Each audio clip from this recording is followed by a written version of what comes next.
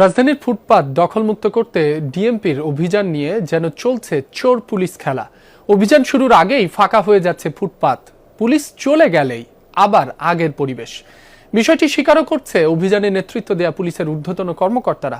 বিকল্প কর্মসংস্থানের ব্যবস্থা না করে ফুটপাত দখলমুক্ত রাখা কঠিন বলেও মেনে নিচ্ছেন তারা।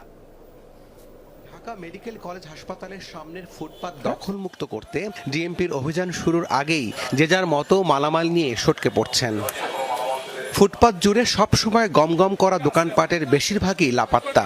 যে দু একটি ভাসমান দোকানের কাঠামো মেলে তা হচ্ছে জব্দ। ফুটপাত দখল করে দোকান করায় জরিমানা করা হয় বেশ কয়েকজন দোকানিকে, আবার কাউকে কাউকে করা হয় সতর্ক।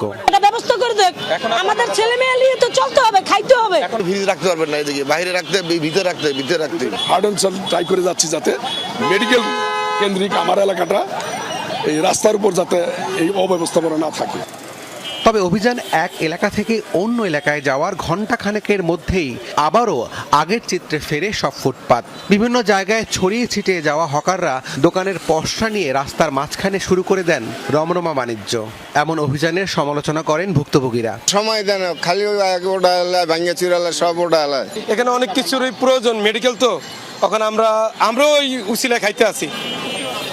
অভিযানে নেতৃত্ব দেয়া নির্বাহী ম্যাজিস্ট্রেট ও ট্রাফিক পুলিশের ঊর্ধ্বতনরাও মেনে নিচ্ছেন এই বাস্তবতা, তুলে ধরেন নিজেদের সীমাবদ্ধতা। যাদের দোকান আছে তারা দোকানের মধ্যে থেকে ব্যবসা করবে, দোকানের বাইরে কোনো টেবিল, কোনো চুলা এই টাইপের কোনো কিছু বাইরে এনে ব্যবসা তারা করতে পারবে না, ফুটপাত দখল করতে পারবে না।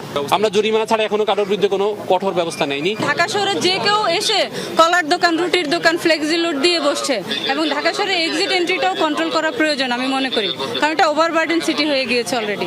গণবিজ্ঞপ্তি জারি করে ফুটপাত দখলমুক্ত করার এমন অভিযান আগামী 5 এপ্রিল পর্যন্ত চলবে। রাব্বি সিদ্দিকী, যমুনা নিউজ, ঢাকা।